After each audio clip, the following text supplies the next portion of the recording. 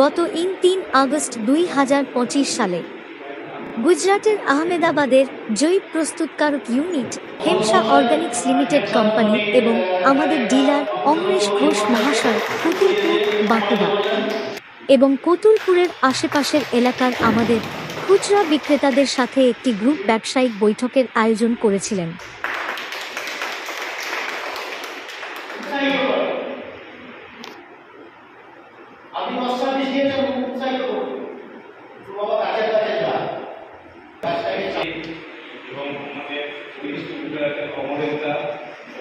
হেমসা organics limited বিগত ৮ বছর ধরে এই বিভাগে কাজ করছে এবং অনেক সন্তুষ্ট ডিলার এই বৈঠকে অংশগ্রহণ করেছিলেন এবং হেমসা কোম্পানির পণ্যগুলি ব্যবহারের ইতিবাচক ফলাফলের অভিজ্ঞতা প্রদান করেছেন।